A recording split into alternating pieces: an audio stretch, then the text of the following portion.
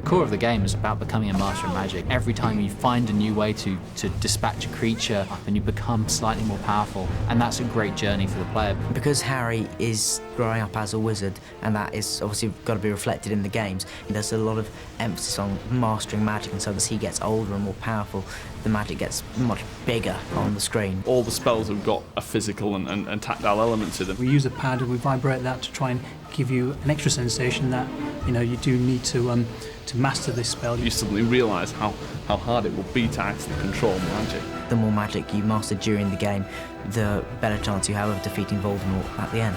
It's using magic as sort of wizards and witches would use magic to manipulate the world, to actually explore that world. Mastering the magic is kind of mastering the game. Our goal was to really make a strong connection to the game player with the movie that they have just seen, and recognition of their favorite characters was one of the most important things.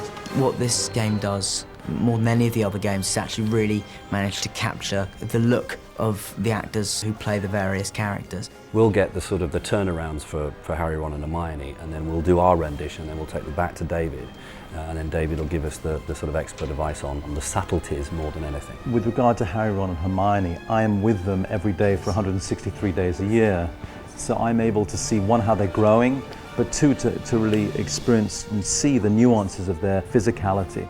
I was shocked at how much it actually looks like me, which I've never really had to deal with before, but it's scarily looking like me now. All the sort of like the teenage sort of things, like even down to the sort of the clothes. I met the guy who was making me.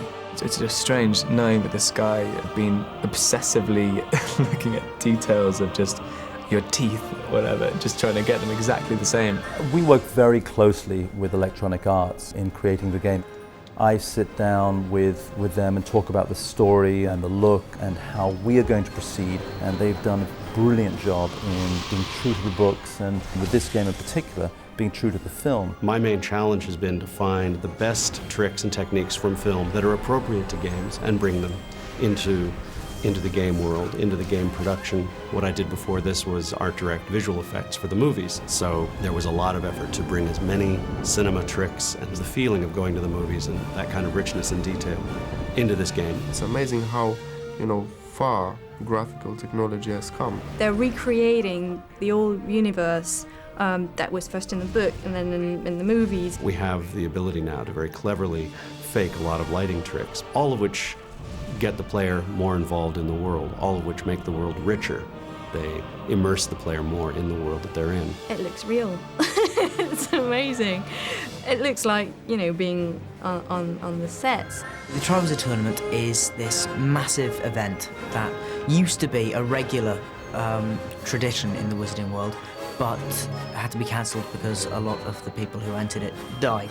Harry Potter gets entered, he's sort of out of his league, it's a deadly competition and he hasn't got the experience. The dragon task, the underwater task and the maze are all in the game, and they all have this fantastic sort of cinematic feel to them. There is an awful lot of action in this film. It's a very challenging physical endurance test. So that was a challenge to us, to reflect these big action moments and try and get the roller coaster sort of theme park ride so that you see the film, come home and you play it. Harry, Ron and Hermione are sort of working together to get Harry through the Triwizard task. Hermione and Ron have to watch Harry in these grueling tasks, and I know it takes its toll on Hermione. You start off in a very sort of shallow water with lots of light coming in, it's all very airy, and then suddenly things start happening, creatures start appearing, vicious little octopus-style children with razor-sharp teeth, and to complicate that, to build up the tension, the final levels, these tentacles of the maze chasing you. You just get more and more of these walls closing in on you, more spiky plants throwing you back and stopping you. It's all action from start to finish.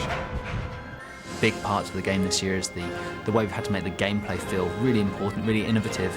And the way we do that is we make it multiplayer. We make it feel like you're building a friendship with your two friends. So if you're playing as Harry, Ron and Hermione, they're right with you through most of the activities, most of the things you get to do. It much more incorporates the fact that the three of us work together as a team, and that comes across in the film a lot. So what we allow is the players to just drop in at any time. So if you've got a friend who's coming past, they can drop in and play with you. Pick a character and all work together as a team. It's cooperative magic is the major difference this time around, is the fact that you can cooperate. Combine spells together to do things together that, you know, you can't do otherwise on your own. Having your friends beside you screaming and shouting and, you know, working as a team will be a lot, you know, more fun. So you can be Harry, Ron and Hermione, and I'm sure everyone would obviously want to be Harry though, surely.